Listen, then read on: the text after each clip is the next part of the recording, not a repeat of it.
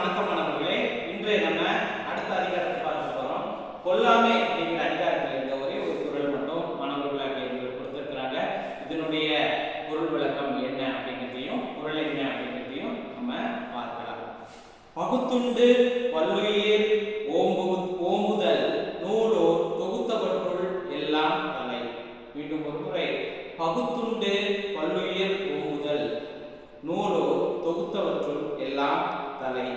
தம்மிடம் இருப்பவற்றை பிற உயிர்களுக்கு பகிர்ந்து கொடுத்து காப்பாற்ற வேண்டும். அதுவே அறநூல்களில் கூறப்பட்டுள்ள அறங்களிலே சிறந்த அறமாகும் அப்படிங்கிறத சொல்லியிருக்கிறார். இதெல்லாம் உங்களுக்கு நான் எதுக்காக சொல்ல வரேன் அப்படின்னா, இதை நான் படித்தது ஒரு அரசு பள்ளிக்கூடம் தான். அப்போ சத்துணவு வாங்கும்போது கூட இந்த திருக்குறளை எல்லா மாணவர்களும் சொல்லிவிட்டு பிறகு என்பதுதான் ஒரு வழக்கமாக இருந்துச்சு. இன்றைக்கு யாரும் சத்துணவு வாங்குவதும் கிடையாது, அரசு பள்ளிக்கூடத்துல படிப்பதும் கிடையாது. இந்த குறளினுடைய பொருள் என்னன்னா அதுதான். அதாவது பகுத்துண்டு பல்லுயிர் ஓம்புதல். அதாவது நமக்கு இன்னைக்கு நம்ம பிரேயர் பண்றோம், யாருமே எத்தனை பேருக்கு நீங்க வேண்டி அதன் பிறகு சாப்பிடுறீங்க அப்படின்னு தெரியல. நமக்கு இந்த நேரத்துல நமக்கு உணவு கிடைக்கப்பட்டிருக்கு.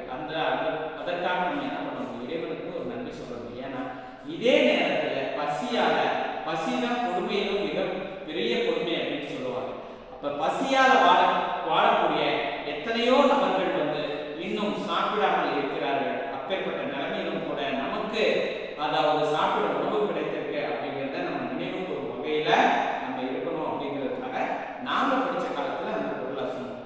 இப்போ அதனுடைய பொருளே அதுதான். அதாவது தம்மிடம் இருப்பவற்றை நம்ம கிட்ட இருக்கிறத, இதற்கு முன்னாடி ஈகை என்கின்ற பொருளையோ பிறகு என்ன செய்யாம இது எல்லாத்திலையும் சொல்ல வர ஒரே ஒரு கருத்து தான். அதாவது நான் மட்டும் நல்லா இருந்தா போதுன்னு எப்போதுமே நினைக்கவே கூடாது. தம்மிடம் இருப்பவற்றை பிற உயிர்களுக்கும் கொடுத்து மகிழ்வதுதான் அறநூல்களில சொல்லியிருக்கின்ற ஒரு சிறந்த அறம் என்பதையும் சொல்லியிருக்கிறாங்க. இதுதான் பகுத்துண்டு பல்லுயிர் ஓம்புதல் நூலோர் தொகுத்தவற்றுள் எல்லாம் தலை அப்படிங்கிற ஒரே ஒரு குறள் மட்டும் கொடுத்திருக்கிறாங்க. அடுத்ததாக பெரியாரை பழையாமை அப்படிங்கிற அதிகாரத்துல கொடுத்திருக்கிறது என்ன அப்படின்னா, பெரியோர்னா நம்மளை விட ஒரு வயது மூத்தவங்களா இருந்தாலும் பெரியவர் தான். அண்ணனா, பிறகு அக்காவா, பிறகு வீட்டுல அம்மாவா, அப்பாவா, வயதானவர்களோ யாரா வேணா இருக்கலாம். அவங்களுக்கு தெரிந்தவர்கள் அப்படின்னு கிடையாது. தெரியாதவர்கள் பிழையாமை அப்படின்னா அவர்கள் சொல்லுவதை ஏற்றுக்கொள்வது அப்படிங்கிறது தான் அதனுடைய பொருள். ஆற்றுவார் ஆற்றல் இகழாமை போற்றுவார் போற்றலுள் எல்லாம் தலை. மீண்டும் ஒரு முறை.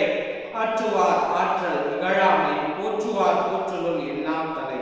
ஆற்றல் உடையவர்களை இகழக்கூடாது, அதுவே தம்மை தீங்கிலிருந்து காத்துக்கொள்ளும் வழிகளுள் சிறந்த வழியாகும். நம்ம தீங்கிலிருந்து நம்ம காத்துக் கொள்ளுகின்ற ஒரு சிறந்த வழி அப்படின்னா என்ன அப்படின்னா, தீங்கு அப்படின்னா சார் நான் கிளாஸ் ரூம்ல தான் இருக்கிறேன், நான் வீட்டுக்கு தான் போறேன், எனக்கு என்ன சார் தீங்கு வரப்போகுது, எனக்கு என்னுடைய பேரண்ட்ஸ் எல்லாமே இருக்கிறாங்க அப்படின்னு நீங்க நினைக்கலாம். ஆனா தீங்கில இருந்து அப்படின்னா ஒரு மனிதனுக்கு இறப்பாகட்டும், ஒரு கஷ்டமாகட்டும், நஷ்டமாகட்டும், அடுத்த நொடியில என்ன நடக்குது அப்படிங்கிறது உங்களால யாராலுமே சரியாக சொல்ல முடியாது. இதுதான் வாழ்க்கை. ஆக நம்மளுடைய தீங்கில இருந்து நம்மளை நல்லா பாதுகாத்துக் கொள்ளணும் அப்படின்னா நம்ம என்ன பண்ணணும் அப்படின்னா, அந்த ஆற்றல் உடையவர்களை நம்ம எப்போதுமே திட்டுவது கூடாது, இகழக்கூடாது. ஏன் ஆற்றல் உடையவர்கள் யார் அப்படின்னா நம்மளை விட பெரியவங்க.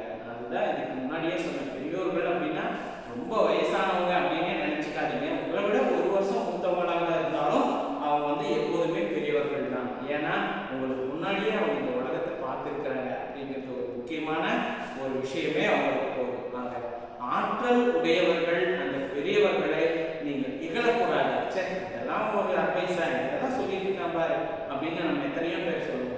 அதுல எவ்வளவு உள்ள அர்த்தங்கள் இருந்து அவங்க சொல்லியிருப்பாங்க அப்படிங்கிறத கொஞ்சம் காது கொடுத்து கேட்க வேண்டும். ஆக நமக்கு சுத்தி நம்மளுக்கு நிகழ்கின்ற நம்மளுடைய தீங்கிலிருந்து நம்மளை நம்ம பாதுகாத்துக்கணும் அப்படின்னா என்ன பண்ணக்கூடாதுன்னா, நம்ம சுத்தி இருக்கிற பெரியவர்களை இகழக்கூடாது. அவர் சொல்லுகின்ற வார்த்தைகளை நம்ம ஒரு மனத்தோடு கேட்க வேண்டும். இதுதான் இந்த குறளினுடைய பொருள்.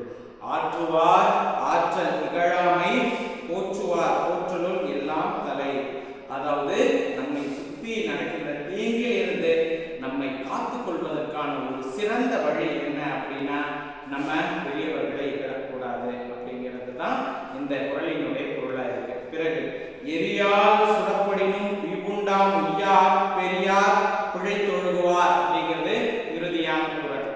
மீண்டும் ஒரு முறை, எரியால் சுடப்படினும் உய்வுண்டாம் உய்யார் பெரியார் பிழைத்தொழுகுவார்.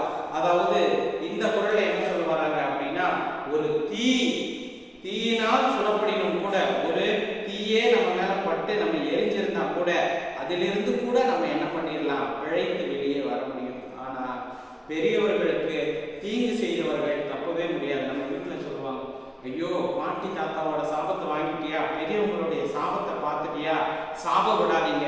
சாபம் என்றால் என்ன? அதாவது நம்மளை விட பெரியவர்கள் அவர்களுடைய மனது நொந்து கூறுகின்ற வார்த்தையை தான் சாபம் என்று சொல்லுவார்கள். ஆக இந்த சாபம் என்றால் ஒரு சாதாரண ஒரு வார்த்தையே கிடையாது. ஆக பெரியவர்களினுடைய சாபத்தை நம்ம எப்போதுமே நம்ம வாங்கவே கூடாது.